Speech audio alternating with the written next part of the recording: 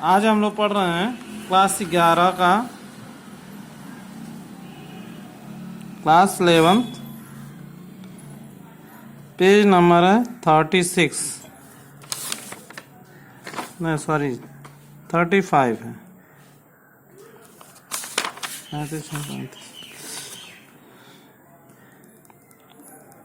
देखिए sir, WhatsApp number mobile number है 9838101530। किसी प्रॉब्लम के लिए संपर्क करेंगे। हम लोग पढ़ रहे थे दीर्घाकार आवर्त सारणी के मुख्य लक्षण। पीछे पढ़े थे 6 पॉइंट तक पढ़े थे। 7 पॉइंट है इसका मुख्य लक्षण में कि आवर्त सारणी जो दीर्घाकार आवर्त सारणी है जिसे 18 वर्गों में बांटा गया है उन्हें क्रम से ऐसे लिखा जाता है। तो दीर्घाकार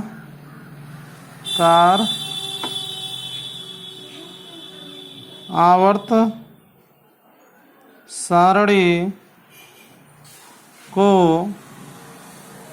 18 वर्गों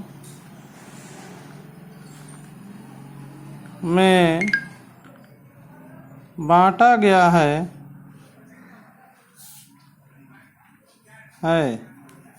जो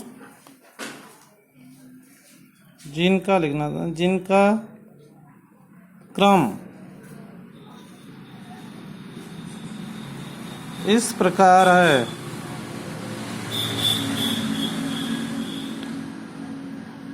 फर्स्ट वर्ग है तो इसको फर्स्ट ए कहा जाता है, रोमन अंक में 1 भी कहा जाता है।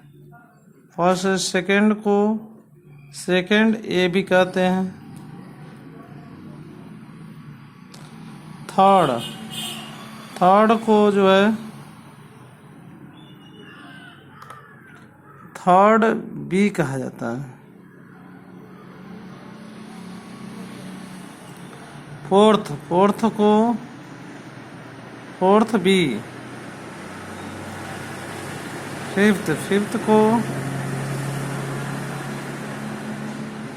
फिफ्थ।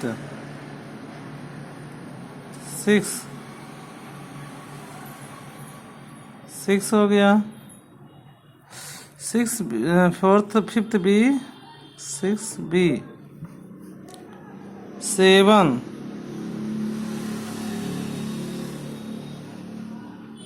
7 को 7B कहते हैं। और उसके बाद 8 9 10 तीनों को केवल 8 लिखा जाता है। 8B भी नहीं, केवल 8 है।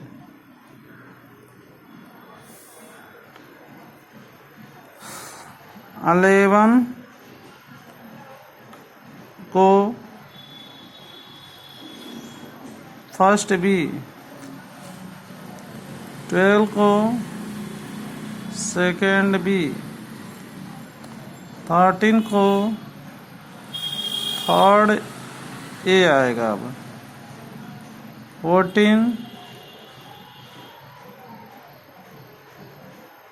14 को फोर्थ ए।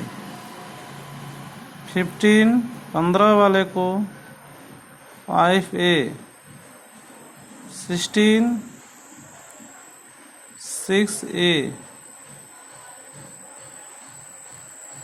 17 7A। और 18वें वर्ग को शून्य वर्ग कहते हैं। शून्य वर्ग कहा गया है। फर्स्ट से second B, third B, fourth B, fifth B, 6B, 7B, 8 में 8 9 10 तीनों आएगा। फर्स्ट बी, फिर second B, third A, fourth A, fifth A, 6 A, 7th A और इन्होंने शून्य वर्ग कहा गया है। 8वां है इलेक्ट्रॉनिक विन्यास के आधार पर इलेक्ट्रॉनिक विन्यास के आधार पर दीर्घाकार आवर्त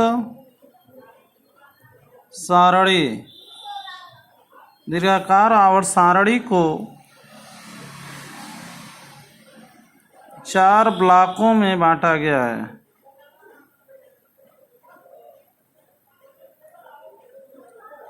चार ब्लॉकों में बांटा गया है। ए है एस ब्लॉक, तत्व। बी है पी ब्लॉक तत्व।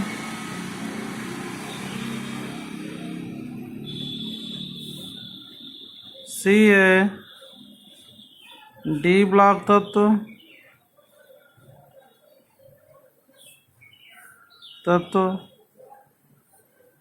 डी है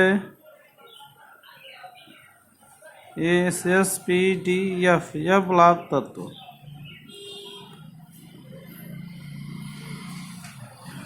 ठीक है, ये दीर्घाकार आवर्त सारणी का मुख्य लक्षण खत्म हुआ। आपको छोटा सा एक दीर्घाकार आवर्त सारणी यहाँ बना दे रहे हैं।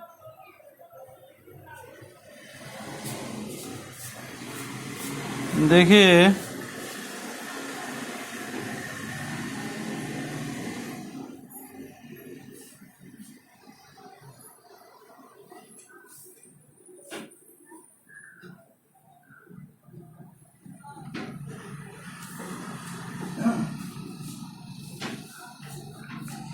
यहाँ से इसको यस ब्लॉक कहा गया है, इसमें 2 वर्ग थे। यहाँ से इसको डी ब्लॉक कहते हैं, इसमें 10 खाने थे। और यहाँ से यहाँ तक इसको पी ब्लॉक कहा गया, इसमें 6 खाने होते हैं। और यह ब्लॉक तत्व को आवर्त सारणी में स्थान ही नहीं मिला, इसको बाहर रखा गया है ऐसे। यहाँ से यहाँ तक यह ब्लॉक तत्व कहते हैं।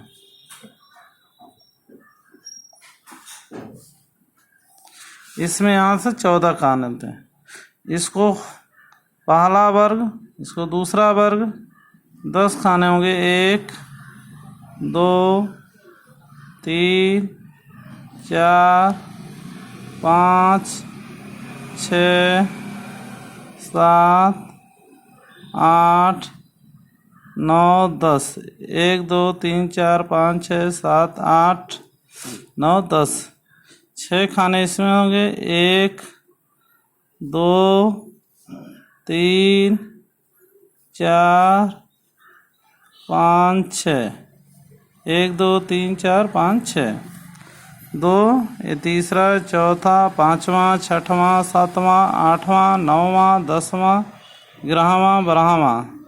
ये 13वां वर्ग है। 14 15 16 17 18 वर्ग है। इसको रोमन अंक में फर्स्ट ए लिखा जाता है, इसको सेकेंड ए। लेकिन जब डी ब्लॉक शुरू हो जाता है तो इस डी वाले में जब आएगा तो इसको थर्ड बी लिखा जाएगा। डी वाले में सब बी लिखा है। Third B, fourth B, fifth B, six B, 7 B. लेकिन 8 9 और 10 तीनों के लिए केवल 8 लिखा जाता है। और इसको फिर फर्स्ट बी, 11वें वर्ग को फर्स्ट बी, 12वें वर्ग को सेकेंड बी भी कहा जाता है। 13वें वर्ग को फिर पी ब्लॉक में जो तत्व होगा उसको थर्ड ए से शुरू होगा। केवल डी वाले को बी लिखा जाएगा, यस, और पी वाले को ए लिखा जाएगा। Third A, fourth A, fifth ए,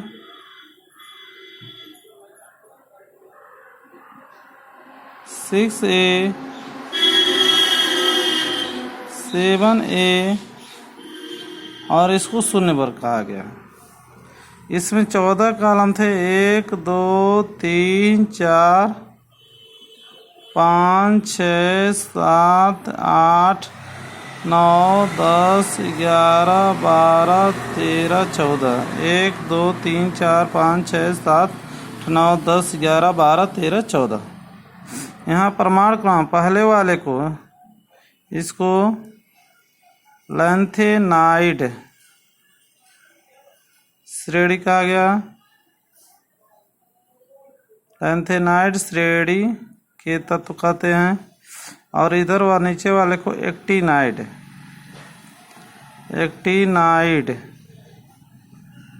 श्रेणी के तत्व कहा गया। इसका शुरुआत जो है 58 से लेकर 58 59 60 61 62 63 64 65 66 67 68 69 70 71 71 तक बताए थे। 58 से लेकर 71 तक के तत्वों को रखा गया इसमें। और यहाँ पे 90 से लेकर 103 तक के तत्वों को रखा गया।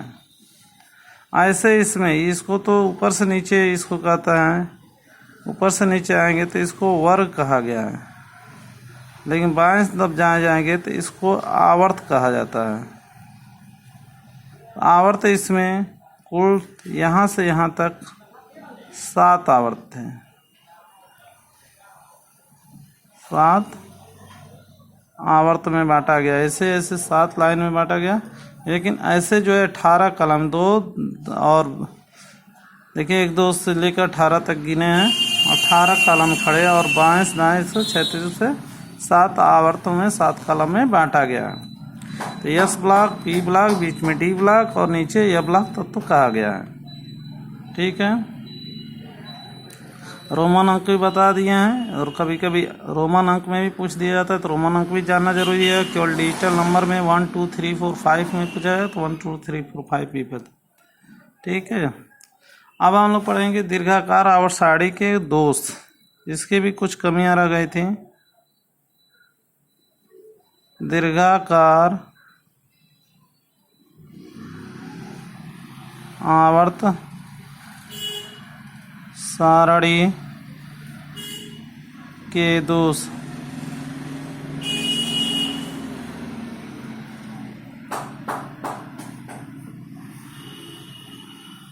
Limitation of long form periodic table. पहला या डिफेक्ट कह सकते हैं।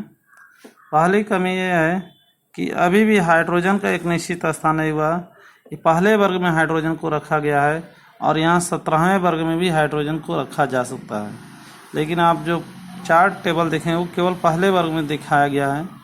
लेकिन जब हाइड्रोजन का एक जो पूरा चैप्टर पूरा एक्सप्लेन करेंगे तो फर्स्ट और से 17वें, फर्स्ट ए और 7 थे पहले और 17वें वर्ग में दोनों जगह रखा गया है, क्योंकि हाइड्रोजन के जो लक्षण हैं, जो प्रॉपर्टीज है, फर्स्ट ए वर्ग के तत्वों से और 7th ए वर्ग के तत्वों से मिलते जुलते हैं। इसलिए हाइड्रोजन का अभी निश्चित स्थान नहीं हो पाया। तो ये दोष है कि हाइड्रोजन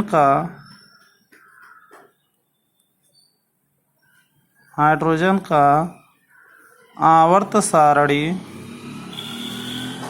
में एक निश्चित स्थान का न होना। दूसरा दोष है, देखिए ये जो यह ब्लॉक तत्व है, यह ब्लॉक तत्वों को आवर्त सारणी के बाहर रखा गया। आवर्त सारणी मात्र इतने ही आवर्त सारणी है, ये आवर्त सारणी से बाहर रखा गया क्योंकि इनका स्थान इसमें आवर्त सारणी में नहीं मिला। ये भी दोष है कि लैंथेनाइड श्रेणी के जो तत्व है और एक्टिनाइड श्रेणी के तत्व हैं 58 से लेकर 71 और 90 से लेकर 103, इनका आवर्त सारणी में अंदर जगह नहीं मिला, इसलिए इनको बाहर रखा गया। ये भी दोष है। तो लैंथेनाइड और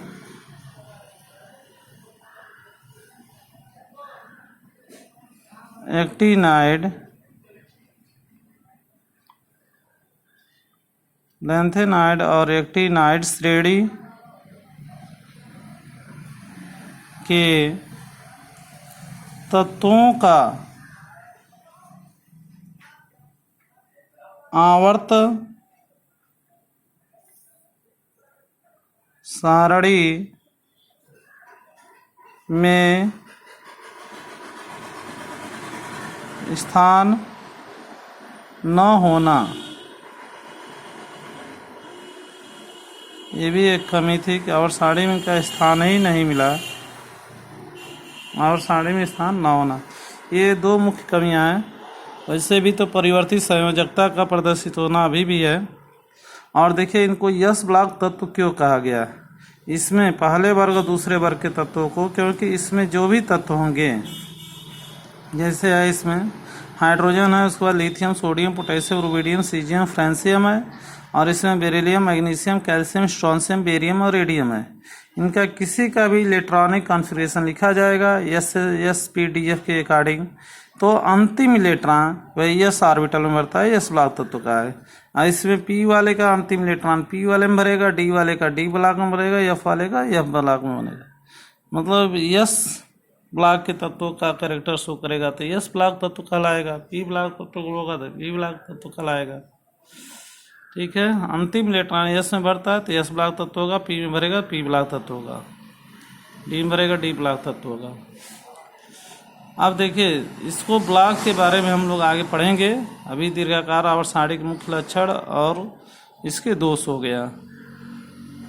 अब हम लोग थोड़ा सा ये पढ़ लेते हैं कि तत्वों का इलेक्ट्रॉनिक विन्यास के आधार पर इनका किसी तत्व का वह किस आवर्त में है, किस वर्ग में। जैसे मान लीजिए यहाँ पे सोडियम है, हाँ, तो सोडियम किस के आवर्त संख्या क्या है, ऐसे किस आवर्त लाइन में है, और ऐसे किस वर्ग में है। तो आवर्त और वर्ग ज्ञात करने का नियम हम बता दे रहे हैं, उसके बाद हम लोग पढ़ेंगे।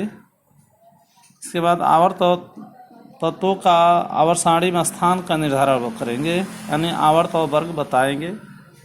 ठीक है, ये अगले टर्न पे बताया जाएगा। Thank you.